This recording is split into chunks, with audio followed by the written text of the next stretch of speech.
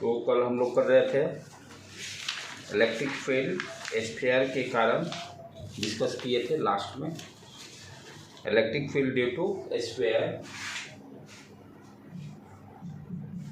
Electric field due to sphere. इसमें हम लोग क्या डिस्कस किए थे, जस्ट टू यू पार्ट के स्फीयर जो है टू टाइप्स हो गया, एक हॉलो और दूसरा सॉलिड स्फीयर। हॉलो स्फीयर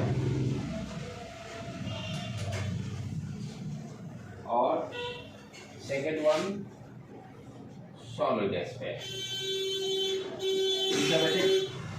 फिर हॉलो स्फीयर को और क्या बोल सकते हैं, थिन शेल भी बोलते हैं हम लोग। थिन शेल फुटबॉल जैसा हो गया, लाइक दैट, थोड़ा सा हल्का सा थिकनेस रहता है। हॉलो स्फीयर को फिर क्लासिफाई हम लोग क्या किए थे कि कंडक्टिंग हॉलो स्फीयर और non conducting hollow sphere. Conducting करने का मतलब मेटल से बना हुआ रहेगा। कंडक्टिंग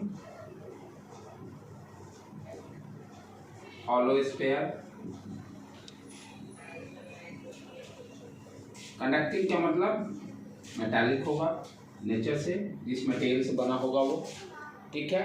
और सेकंड वन फिर क्या डिस्कस किए थे, non conducting, non conducting hollow sphere.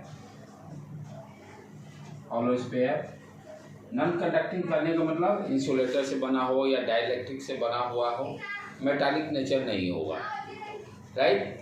तो उसको हम लोग नॉन कंडक्टिंग हॉलो स्फीयर, यानी जहाँ पर चार्ज जहाँ पर रहेगा वहीं का वहीं चार्ज रहेगा, चार्ज का कोई मोमेंट नहीं होगा। ठीक है। और उसी तरह से सेम यहाँ भी सॉलिड स्फीयर में भी हॉलो ये conducting solid sphere, conducting solid sphere, और सेकेंड वन क्या नाम है, non conducting, non conducting solid sphere. Sir non conducting hollow sphere में चार्ज होगा? चार्ज होगा, सरफेस पे रहेगा। सरफेस तो नॉन कंडक्टिंग है। नहीं, वो चार्ज तो दिया रहेगा ना। चार्ज जैसे जो भी देंगे, यानी करने का मतलब जैसे आप मान लो फुटबॉल है फॉर एग्जाम्पल, ठीक है, वो नॉन कंडक्टिंग मटेरियल से बना हुआ, तो जो चार्ज हम देंगे बाहर से वो चार्ज क्या रहेगा, सरफेस पे ही रह जाएगा। जो चार्ज देंगे वो सरफेस पे ही रह जाएगा। बॉल तो हॉलो स्फीयर है। हाँ, बॉल हॉलो स्फीयर है, तो चार्ज जो भी दिया जाएगा तो क्या होगा, यदि नॉन कंडक्टिंग सरफेस है तो सरफेस पे ही रह जाएगा, नीचे तो खाली है, नीचे तो खाली है। तो इसीलिए कंडक्टिंग हो या नॉन कंडक्टिंग, हॉलो स्फीयर की बात कर रहे हैं, सॉलिड की नहीं। हॉलो स्फीयर में क्या होगा, दोनों केसेस में चार्ज कहाँ होंगे, सरफेस पे ही रहेंगे, राइट। दोनों पर क्या रहेंगे। हाँ, एक चीज ध्यान देना है कि नॉन कंडक्टिंग जो चार्ज जहाँ पर रहेगा वो वहीं पर चार्ज रहेगा, राइट। अब यहाँ पर सॉलिड के स्फीयर के केस में क्या हो रहा है, यहाँ भी कंडक्टिंग सॉलिड स्फीयर लिया है। जैसे मान लीजिए कि अंदर से तरबूज है फॉर एग्जाम्पल और मेटल का बना हुआ है, तो यदि उसमें हम चार्ज को इंसर्ट भी करते हैं सॉलिड कंडक्टिंग सॉलिड स्फीयर में, यदि चार्ज को हम अंदर डालते भी हैं तो चार्ज क्या होगा, नेचर कैसा है, उसका मेटल का है। तो अंदर का भी चार्ज का, मेटल की प्रॉपर्टी क्या है कि इनसाइड में चार्ज रहता ही नहीं है, क्योंकि इलेक्ट्रिक फील्ड रहेगा नहीं। अकॉर्डिंग टू इलेक्ट्रोस्टैटिक कंडीशन हम देखे है ना, यदि electric field inside the metal रहने पर चार्ज मोशन करने लगता है, जो कि इलेक्ट्रोस्टैटिक कंडीशन के अपोजिट है। वहाँ पर हम स्टेशनरी चार्ज की बात करते हैं पूरे इलेक्ट्रोस्टैटिक में, तो कोई भी मेटल से, जो भी मटेरियल से बना रहता है, इनसाइड में चार्ज जीरो रहता है, उसके सरफेस पे आ जाता है। तो कंडक्टिंग सॉलिड स्फीयर के केस में यदि हम चार्ज देते भी हैं, अंदर में जितने चार्जेस हैं प्लस जो भी चार्जेस प्लस हैं या नेगेटिव चार्जेस इंसर्ट करते हैं, तो वो सारे चार्जेस क्या हो जाएंगे, सरफेस पे आ जाएंगे, राइट, सॉलिड के केस में। और नॉन कंडक्टिंग सॉलिड स्फीयर के केस में जो चार्ज हम इंसर्ट करेंगे, जो चार्ज जहाँ रहेगा वहीं का वहीं रह जाएगा, जो चार्ज जहाँ का रहेगा वहीं का वहीं रह जाएगा। यदि नॉन कंडक्टिंग मटेरियल का होगा तो नॉन कंडक्टिंग मटेरियल का होगा, क्योंकि ये सॉलिड है, अंदर पूरा सॉलिड है, राइट। तो जो भी चार्ज इंसर्ट करेंगे जहाँ का रहेगा वो चार्ज वहीं का वहीं रह जाएगा। यही खोखला रहता तो अंदर तो चार्ज जाने की बात ही नहीं रहा। जब खोखला है तो नॉन कंडक्टिंग हॉलो स्फीयर की बात करेंगे जब, तो हम लोग क्या देख रहे हैं, चार्जेस कंडक्टिंग हॉलो स्फीयर हो कहाँ पर है, सरफेस पर है। नॉन कंडक्टिंग हॉलो स्फीयर हो, चार्जेस कहाँ है, सरफेस पर है। कंडक्टिंग सॉलिड स्फीयर हो, चार्जेस कहाँ है, सरफेस पे है। यानी तीनों का क्या है, प्रॉपर्टी देखा जाए तो सेम है। चार्जेस कहाँ अवेलेबल है, सरफेस पर है। चार्जेस कहाँ पर अवेलेबल है, सरफेस पे है।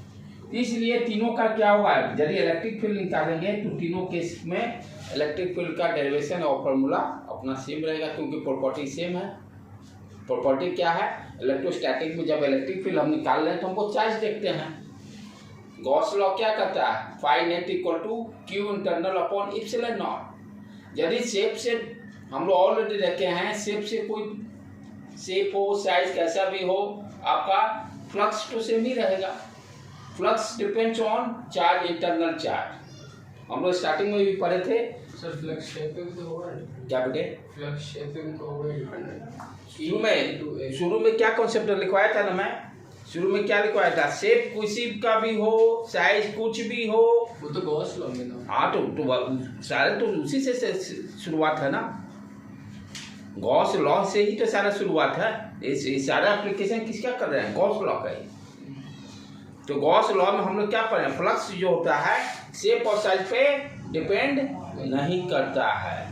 शेप और साइज पे स्टेटमेंट कराया था, शेप और साइज पर डिपेंड नहीं करता। वो चार्ज इंटरनल हो, स्क्वायर शेप हो, मान लो क्यूबॉइड हो या कोन हो या स्फीयर हो, यदि तीनों के अंदर चार्ज मेरा सेम है क्यू इंटरनल, तो फ्लक्स भी तीनों का सेम रहेगा, क्योंकि शेप साइज से फ्लक्स चेंज नहीं होता है।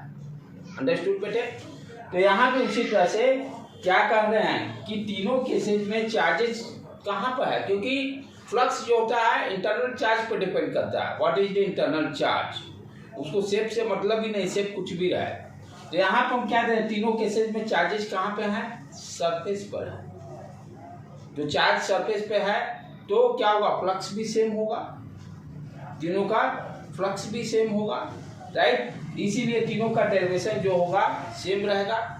फ्लक्स के हेल्प से जो हम इलेक्ट्रिक फील्ड निकालेंगे, आइदर मेरा कंडक्टिंग हॉलो स्फीयर रहे या नॉन कंडक्टिंग हॉलो स्फीयर रहे या कंडक्टिंग सॉलिड स्फीयर रहे, तीनों केसेज में क्या होगा, इलेक्ट्रिक फील्ड का जो डेरिवेशन होगा सेम रहेगा। क्लियर फंडा हो गया। सिर्फ डिफरेंट कहाँ रहेगा, नॉन कंडक्टिंग सॉलिड स्फीयर में, क्योंकि यहाँ पर चार्ज इंटरनल पे भी है, सब जगह है, एवरीवेयर डिस्ट्रीब्यूटेड, इसलिए इसका डेरिवेशन डिफरेंट रहेगा। ठीक है, ओके डन। चले अब स्टार्ट करें डेरिवेशन। तो हम लोग पहले ये तीनों का करें, तीनों का तो एक ही रहेगा। Electric field due to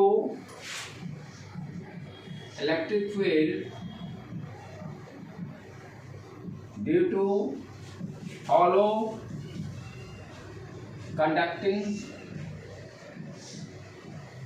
sphere या hollow non conducting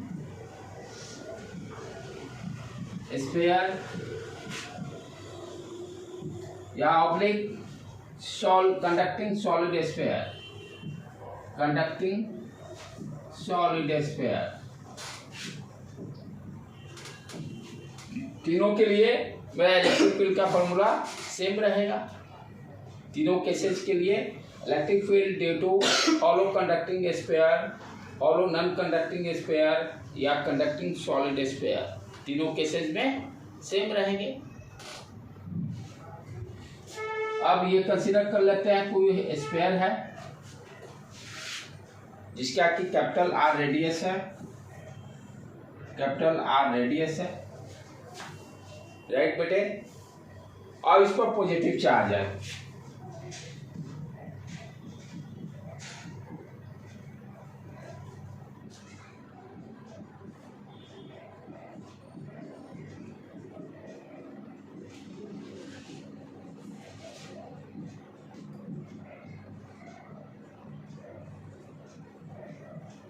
ठीक। अब यहाँ पर इलेक्ट्रिक फील्ड स्फीयर के आउटसाइड पे भी निकालें, दो केस होगा, स्फीयर के आउटसाइड और स्फीयर के इनसाइड। इलेक्ट्रिक फील्ड स्फीयर के आउटसाइड और इनसाइड। पहले आउटसाइड का डिस्कस करें। इलेक्ट्रिक फील्ड कोई पॉइंट P है जो कि बाहर लाइज कर रहा है, P जिसका कि रेडियस R है। तो outside if the point P is outside, if the point P is outside where electric field क्या हमें निकालना है, ठीक। तो आउटसाइड निकालना है तो पहले तो गॉसियन सरफेस कंसीडर करना पड़ेगा, क्योंकि गॉसियन सरफेस का हम लोग गॉसियन कॉन्सेप्ट का एप्लीकेशन कर रहे हैं। तो स्फीयर का गॉसियन सरफेस क्या हो जाएगा, स्फीयर ही रहेगा। तो हमने क्या किया कि ये एक गॉसियन सरफेस ड्रॉ कर लिया। सिमेट्रिक है, ये चार्ज डिस्ट्रीब्यूशन के अबाउट सिमेट्रिक है, राइट।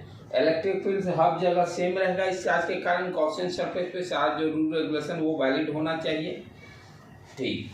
अब चलें, गॉस लॉ क्या कहता है, phi net equal to Q internal upon epsilon naught. Phi net equal to Q internal upon epsilon naught.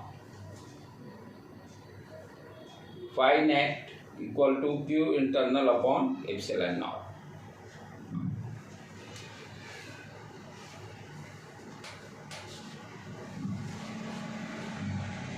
ठीक है बेटे। अब फाई नेट क्या होगा, ई डॉट डी एस या E dot D A. Phi net E dot D A equal to Q internal upon epsilon naught. अच्छा, sphere है, area क्या होगा, surface area 4 pi are square. यहाँ पर आर क्या लेंगे, स्मॉल आर, यही ध्यान देना है। एरिया कौन से लेंगे, ये है ना गॉसियन सरफेस। गॉसियन सरफेस का रेडियस कितना है, स्मॉल आर। तो ये तो कांस्टेंट है, एरिया क्या हो जाएगा 4 pi are square. 4 pi are square, 4 pi are square, 4 pi are square.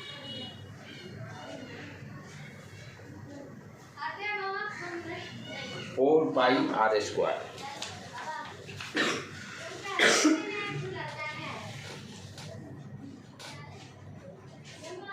ठीक है बेटे।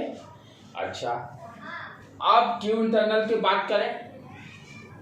क्यू इंटरनल कितना, तो ये क्या है, जो सरफेस पे चार्ज है, तो चार्ज डिस्ट्रीब्यूशन किस तरह का है, charge per unit area. Charge distribution किस तरह का है, क्योंकि सरफेस पे आ गया है, तो चार्ज डिस्ट्रीब्यूशन किस तरह का कंसीडर करेंगे, चार्ज पर यूनिट एरिया। तो मान लीजिए फॉर एग्जांपल ये दिया हुआ चार्ज डिस्ट्रीब्यूशन सिग्मा दिया हुआ है, charge per unit area, charge per unit area, ठीक। तो यहाँ पर चार्ज कौन सा लेंगे, इस जो कैपिटल आर के सरफेस पर जो स्फीयर बना हुआ उसके सरफेस पर चार्ज वही है।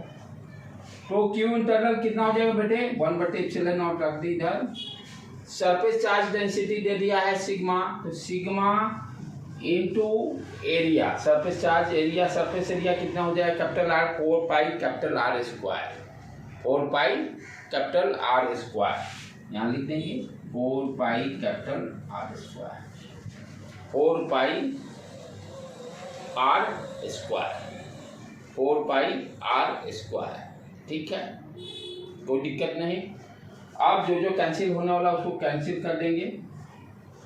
इलेक्ट्रिक फील्ड यहाँ पर क्या आ गया, आप देखो sigma R square upon epsilon naught small are square, ठीक है बेटे। तो यहाँ पर इलेक्ट्रिक फील्ड क्या देख रहे हैं, inversely proportional to are square है। R capital R constant, sigma constant, epsilon naught constant. हाँ बोलो बेटे बोलो। अभी करेंगे उसको जस्ट इसके बाद वो थोड़ा सा सिग्मा नहीं, यदि चार्ज क्यू दिया रहेगा तब वो आ जाएगा। तो यहाँ पर सिग्मा के फॉर्म में दिया हुआ है, तो सिग्मा के टर्म में इस तरह से लिखेंगे। अच्छा, यदि हाँ सिग्मा की जगह पर आपको दे दिया कि यहाँ पर क्यू चार्ज है, हाँ तो फिर डायरेक्टली आ ही जा रहा है। हाँ यदि क्यू चार्ज दिया रहे, फॉर एग्जांपल जैसे प्रॉब्लम आपको दे दिया कि हॉलो स्फीयर है, हॉलो कंडक्टिंग स्फीयर है जिसके सरफेस पे चार्ज क्यू है, सिग्मा नहीं देकर क्या दे दिया, चार्ज क्यू है, ठीक है। तब अपना क्यू इंटरनल क्या हो जाएगा, Q internal divided by epsilon naught. Q internal यदि क्यू दे दिया तो यहाँ पर क्यू रख देंगे, पहले इतना लिख लो तो उसको करते हैं, पहले इतना कंप्लीट कर लो बेटे।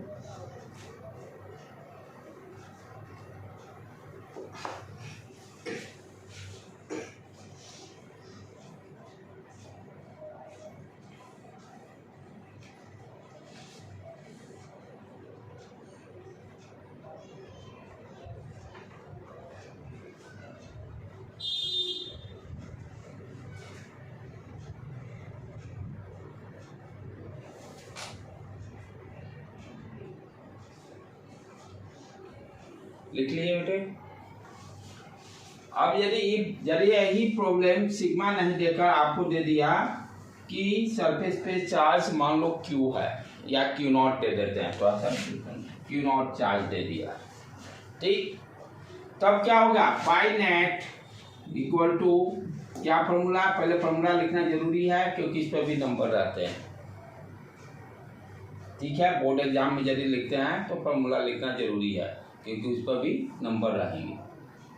अब यहाँ पर क्या है, पाई नेट तो क्या हो गया, ई इंटू अच्छा एरिया वही 4 पाई आर स्क्वायर, यहाँ क्यू इंटरनल क्या हो गया, क्यू नॉट हो गया, Q internal Q naught upon epsilon not. यही सेम डेरिवेशन इस फॉर्म में भी लिख सकते हैं, सिग्मा बजाय क्यू यदि दिया हुआ है तो ई इक्वल टू क्या हो गया, Q naught upon 4 pi epsilon naught are square,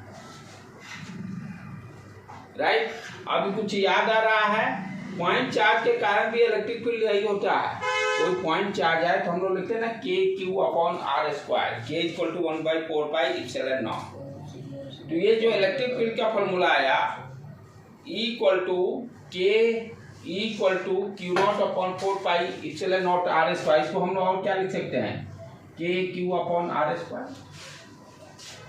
K Q upon are square. तो ध्यान से यहाँ समझने की बहुत इंपॉर्टेंट पॉइंट है कि यदि आपका हॉलो स्फीयर रहे, कंडक्टिंग हॉलो स्फीयर रहे या नॉन कंडक्टिंग हॉलो स्फीयर रहे या सॉलिड कंडक्टिंग स्फीयर रहे, तो हम क्या देख रहे हैं कि इस पर जो इलेक्ट्रिक फील्ड किसी भी डिस्टेंस r पर हम कैलकुलेट करते हैं, तो वी कैन इमेजिन कि वो एज ए पॉइंट चार्ज का भी जो इलेक्ट्रिक फील्ड रहता है और इसका इलेक्ट्रिक फील्ड दोनों का वैल्यू सेम, तो वी कैन से दैट कि स्फीयर को है कैसा दिखाई देगा, एज ए पॉइंट चार्ज। यदि दूर से हम देखते हैं r का वैल्यू लार्ज रखते हैं तो हमें स्फीयर कैसा दिखाई देगा, एक पॉइंट चार्ज जैसा, राइट। हॉलो स्फीयर कैसा दिखाई देगा, as a point charge, because point charge के कारण भी इलेक्ट्रिक फील्ड का भी फॉर्मूला यही होता है। इसीलिए वी कैन से दैट कि हॉलो स्फीयर रहे कंडक्टिंग या नॉन कंडक्टिंग हॉलो स्फीयर रहे या सॉलिड स्फीयर रहे, तो it seems like as a point charge because electric field due to above 3 cases what you are finding, E equal to Q naught upon 4 pi epsilon naught R square, or we can say KQ upon R square. This point is very very important. यदि sigma नहीं देकर problem आपको Q not के form में दे दिया कि solid sphere है जिस पर चार्ज Q नॉट है, ठीक है, चाहे इंसर्ट कर दिया गया Q नॉट, अब आपको दिमाग लगाना है Q नॉट इंसर्ट करने का मतलब वो चार्ज सरफेस पे आ जाएगा, वो चार्ज सरफेस पे आ जाएगा, तब वहां पर हम लोग सिंपली लिख देंगे इलेक्ट्रिक फील्ड इक्वल टू के Q upon are square, K का वैल्यू रख देंगे 1/4 pi epsilon naught are square, right बेटे, ठीक है। चलो इतना पहले लिख लो, कंप्लीट कर लो। तो आउटसाइड के किसी भी पॉइंट पर स्फीयर के कारण हम क्या देख रहे हैं, के Q upon are square electric field होगा।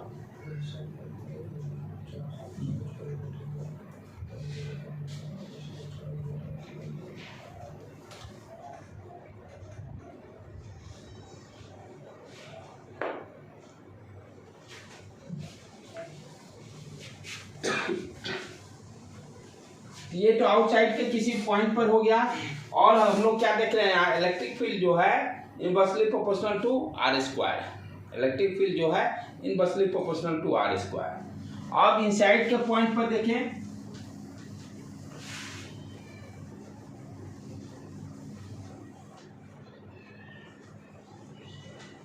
अब जो स्फीयर दिया हुआ है उसके किसी भी इनसाइड पॉइंट P पर, ये R हो गया, this is point P। What is the electric field at this point? What is the electric field at this point? Formula पहले लिखिए, phi net equal to Q internal upon epsilon naught. अब क्या यहाँ पर कोई charge है?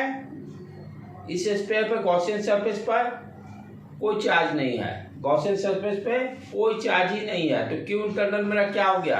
Zero. Q internal zero, Q internal zero, तो electric field भी क्या हो जाएगा? वो भी zero. E dot D S जो E4 pi are square equal to zero, तो इलेक्ट्रिक फील्ड भी जीरो। तो सॉलिड कंडक्टर हो या हॉलो स्फीयर हो या नॉन कंडक्टिंग सॉलिड स्फीयर हो, तो तीनों केसेस में हम क्या देख रहे हैं? इलेक्ट्रिक फील्ड इनसाइड जीरो होगा। इलेक्ट्रिक फील्ड इनसाइड जीरो होगा। This point is very very important. This point is very very important कि हॉलो स्फीयर हो कंडक्टिंग या नॉन कंडक्टिंग हॉलो स्फीयर हो या सॉलिड हो conducting sphere, electric field inside क्या होगा? जीरो हो जाएगा। राइट, क्लियर है? तो ग्राफ इसका कैसा होगा बेटे? ग्राफ यदि हम ड्रॉ करना चाहें electric field versus R sphere के केस में, what you are getting here, ये इलेक्ट्रिक फील्ड हो गया and this is distance r। ठीक, तो माने यही मेरा हॉलो स्फीयर है, जस्ट डॉटेड लाइन से इसको शो कर दिए, जिसका की रेडियस मान लेते हैं r है, ये ड्रॉ कर दिए। तो अप टू r तो क्या हो गया? इलेक्ट्रिक फील्ड का value zero. Up to r electric field का वैल्यू क्या हो गया? जीरो। और r पे जस्ट वैल्यू क्या राइज करके कितना आ जाएगा? KQ upon are square. Small r की जगह पर कैपिटल R लिख देंगे, स्मॉल r की जगह पर ये वैल्यू कितना आ जाएगा? KQ upon are square, KQ upon are square surface पर। और सरफेस से आउटसाइड पर हम क्या देख रहे हैं? Electric field inversely proportional to are square है। राइट, तो इस तरह से नॉन यूनिफॉर्म डिक्रीज करने लगेगा। तो graph is very very important. Graph जो होता है कॉम्पिटिटिव पॉइंट ऑफ व्यू से बहुत इंपॉर्टेंट है। आपसे दे देगा कि which one is correct graph for solid conducting sphere या हॉलो कंडक्टिंग स्फीयर के लिए ग्राफ कौन सा सही है।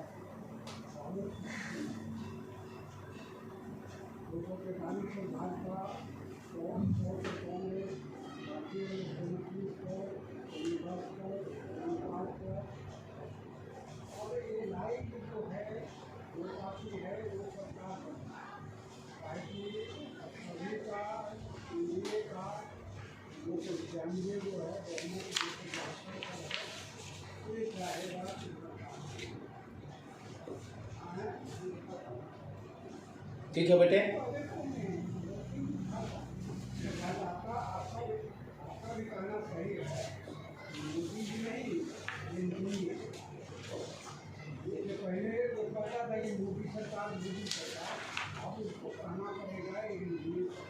ठीक है, आगे बढ़े हम लोग। तो अब एक इसमें कौन सा बच गया है? नॉन कंडक्टिंग वाला। तीनों केसेस में हॉलो हो या नॉन कंडक्टिंग हो और solid sphere conducting solid sphere हो, तीनों केस के लिए इलेक्ट्रिक फील्ड इनसाइड में जीरो, आउटसाइड में KQ अपॉन आर स्क्वायर। देखो याद करना भी आसान है। आउटसाइड में KQ upon are square point charge जैसा देगा और इनसाइड में इलेक्ट्रिक फील्ड जीरो होगा। अब नॉन कंडक्टिंग के लिए देखें, non conducting solid sphere, non conducting solid sphere, non conducting solid sphere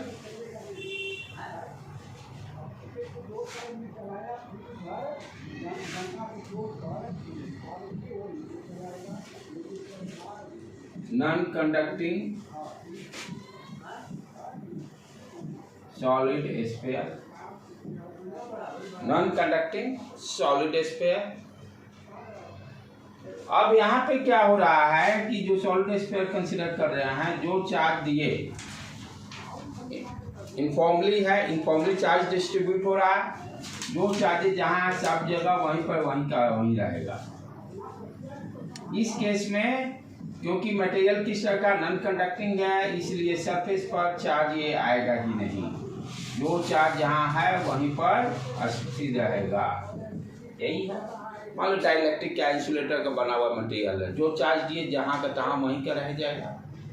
तो इस केस में सरफेस पे कभी भी चार्ज ये गलती नहीं करना है, ये गलती हमें नहीं करना है। राइट बेटे। अब क्या है, यहाँ भी दो केस, पहले आउटसाइड पॉइंट पर इलेक्ट्रिक फील्ड निकालते हैं, फिर इनसाइड के पॉइंट पर निकालते हैं। तो electric field at outside the electric field at outside the solid sphere, outside the solid sphere centre से, और इसका मान लेते हैं रेडियस कैपिटल आर है, रेडियस कैपिटल आर है, तो किसी भी पॉइंट पे स्मॉल आर कंसीडर करते हैं, और हम लोग पी पॉइंट पर क्या इलेक्ट्रिक फील्ड होगा, तो जिस पॉइंट पर निकालना रहता है वहां पर हम लोग गॉसियन सरफेस कंसीडर किए, वो भी स्फीयर है जिसका की रेडियस आर है, जिसका की रेडियस आर है।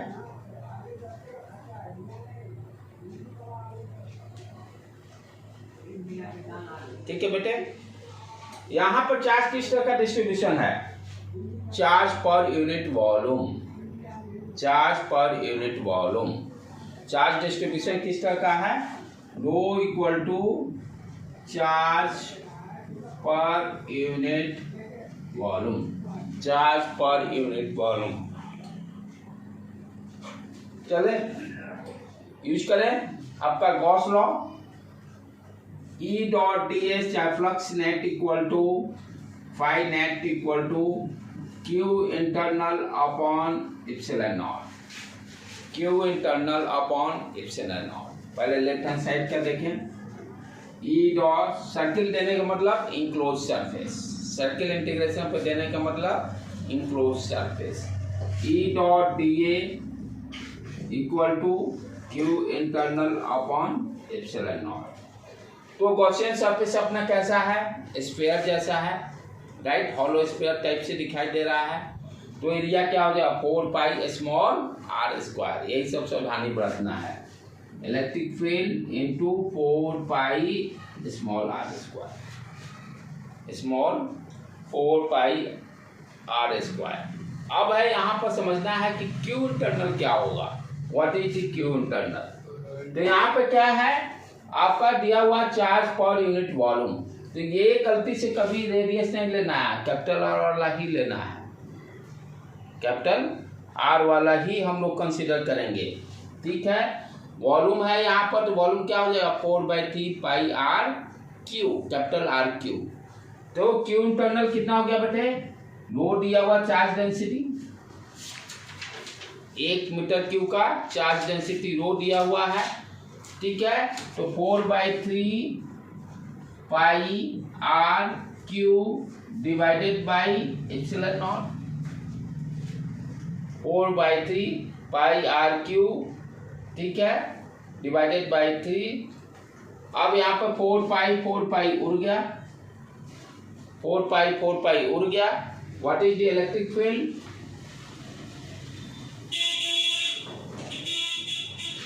इक्वल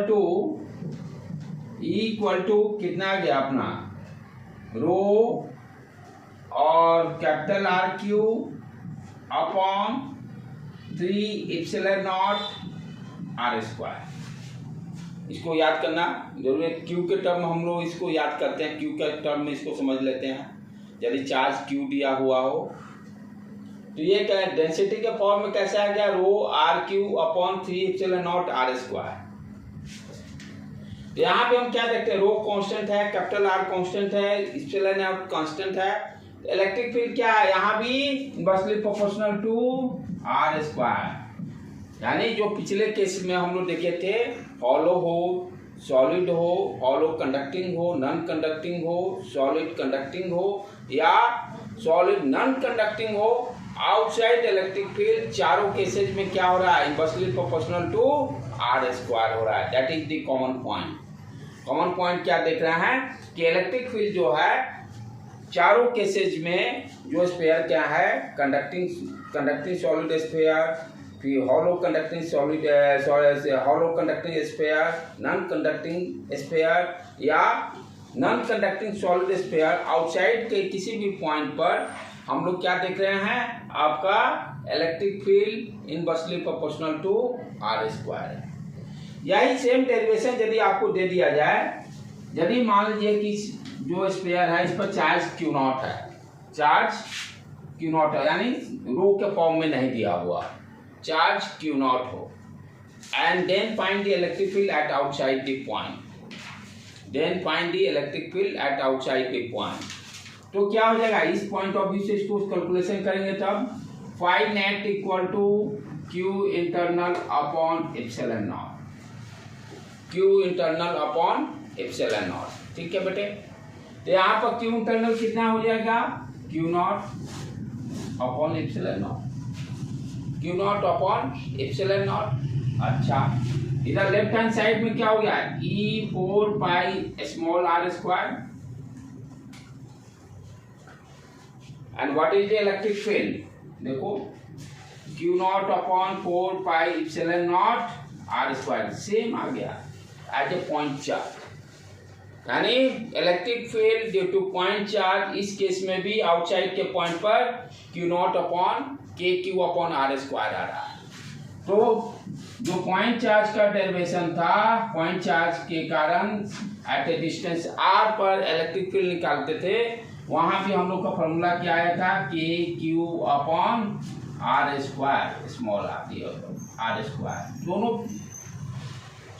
तो वी कैन ऑल्सो से कि यदि नॉन कंडक्टिंग सॉलिड स्फीयर है तो वो भी यदि आउटसाइड के पॉइंट पर इलेक्ट्रिक फील्ड निकालना रहे, it looks like as a point charge. तो चारों केसेज में क्या देख रहे हैं, आउटसाइड पॉइंट पे तो इलेक्ट्रिक फील्ड सेम है, वैल्यू क्या हो गया, E इक्वल टू के Q upon are square. Previous 3 cases में इनसाइड के पॉइंट पर इलेक्ट्रिक फील्ड 0 आया था, यहाँ देखते हैं इलेक्ट्रिक फील्ड क्या आ रहा है, राइट। यहाँ पे हम देखते हैं इलेक्ट्रिक फील्ड क्या आएगा, लिख लिए, इतना हो गया कंप्लीट सर। वहाँ पे 4 एप्सिलॉन नॉट, हाँ 4 pi epsilon naught, q r naught upon epsilon naught, Q naught divided by 4 pi epsilon naught are square.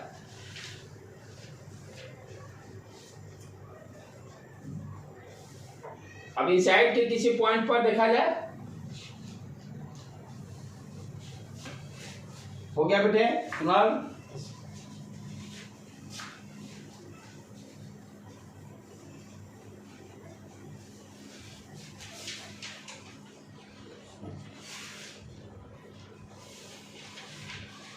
अब इसी केस में नॉन कंडक्टिंग सॉलिड स्फीयर के केस में इनसाइड यदि पॉइंट आपका इनसाइड हो, मान लेते हैं कि ये पॉइंट है P जिसका रेडियस स्मॉल आ रहा है। अब इस पॉइंट पर हमें इलेक्ट्रिक फील्ड निकालना है, इस पॉइंट पर इलेक्ट्रिक फील्ड निकालना है। क्यू नॉट के टर्म में समझ ले, मान लेते हैं टोटल चार्ज क्यू नॉट दिया हुआ है, राइट।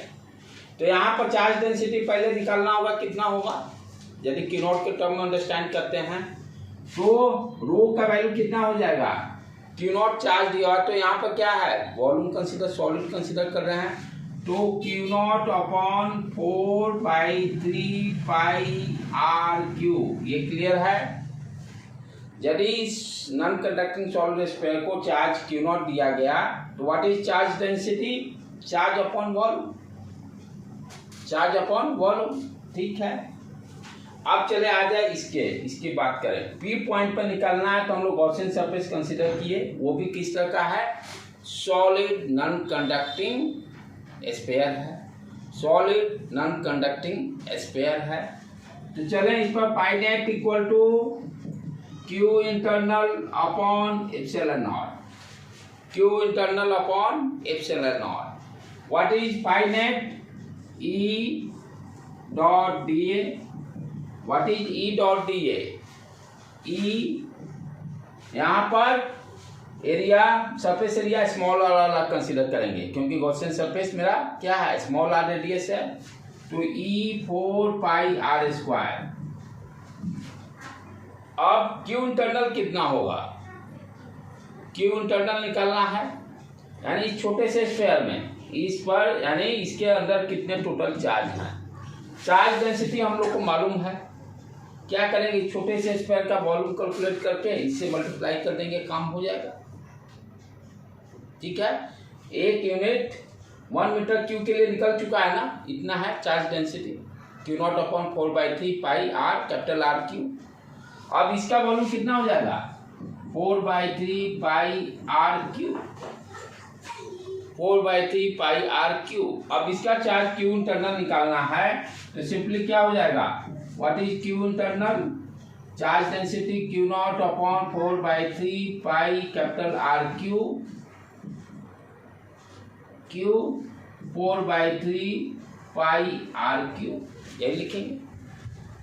4/3 ये कट गया, क्या आ गया? Q naught r Q upon capital are Q. तो क्यू इंटरनल कितना आ गया मेरा? Q naught r cube, small are cube divided by r cube.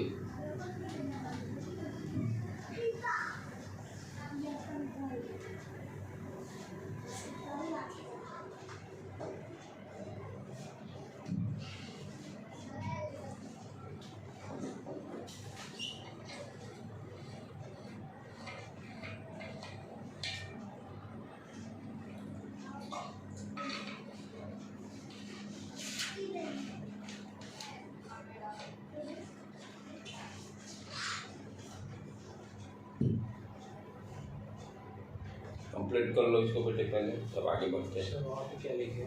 ये नहीं, उसके नीचे क्यू इंटरनल यानी ये वाला value, Q internal equal to rho जो निकाले हैं Q naught upon 4/3 pi are Q capital are Q into Gaussian surface का volume 4/3 pi small are Q.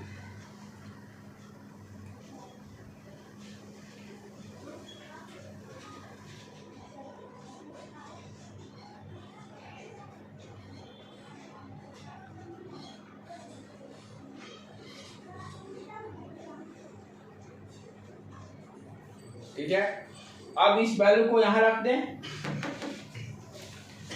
जो क्यू इंटरनल निकाले हैं हम लोग। क्यू नॉट अपॉन ये तो चार्ज डेंसिटी वाला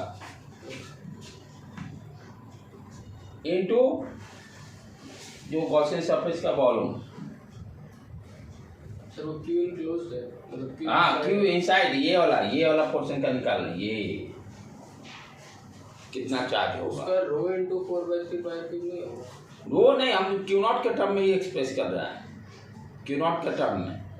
यदि मान लो दिया हुआ क्यू नॉट चार्ज दिया हुआ है पूरे सॉलिड स्फीयर में, ठीक है, तो क्यू नॉट के टर्म इसी तरह से एक्सप्रेस करेंगे। ठीक है, अब जो क्यू इंटरनल आया है इसको यहाँ पुट कर दें। लेफ्ट हैंड साइड मेरा क्या है, E into 4 pi are square, that will be equal to कितना आ जाएगा, Q naught upon r cube नीचे लाइन में मिटा देता हूँ, हो गया। राइट हैंड साइड वाला डिवाइडेड बाई एप्सिलॉन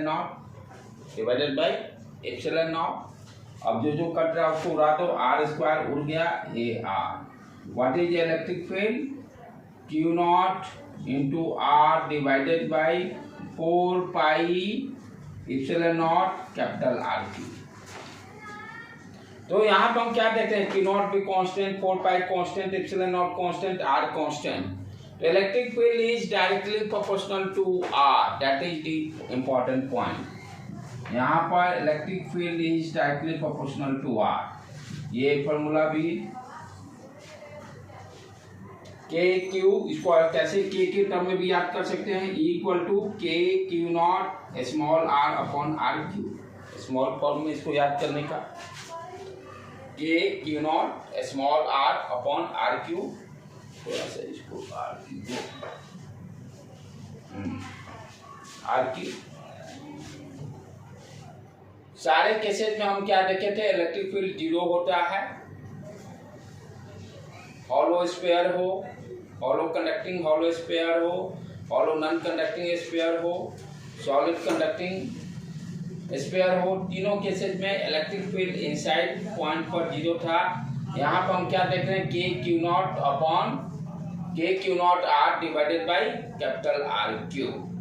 यहाँ पर इलेक्ट्रिक फील्ड जीरो नहीं है, इलेक्ट्रिक फील्ड यहाँ पर डायरेक्टली प्रोपोर्शनल टू आर। जैसे जैसे आगे बढ़ते जाएंगे इलेक्ट्रिक फील्ड इंक्रीज करते जाएगा, जैसे जैसे आगे बढ़ते जाएंगे इलेक्ट्रिक फील्ड इंक्रीज करते जाएगा।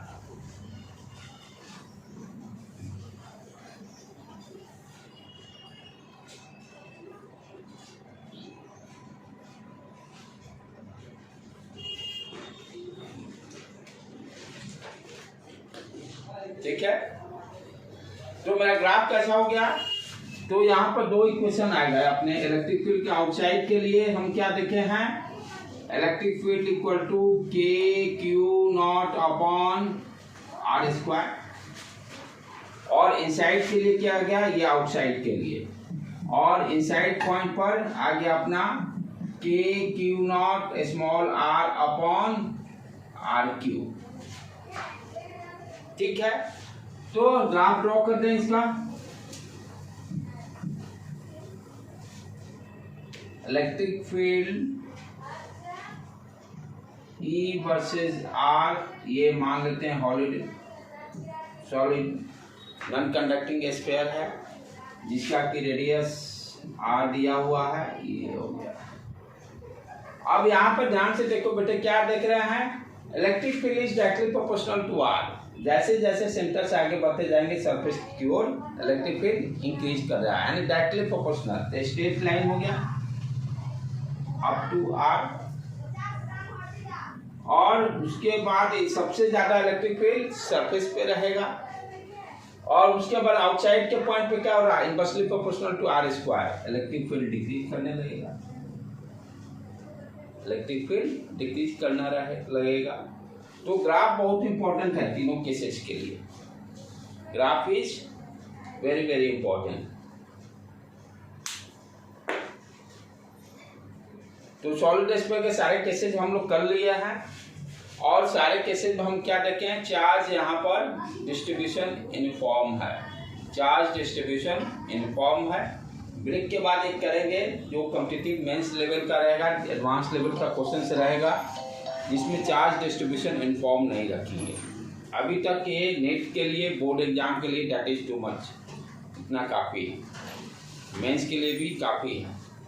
एक प्रॉब्लम करेंगे थोड़ा सा हाई लेवल का, जिसमें कि सारे कॉन्सेप्ट अपना जब चार्ज डिस्ट्रीब्यूशन नॉन यूनिफॉर्म हो तब कैसे निकालेंगे।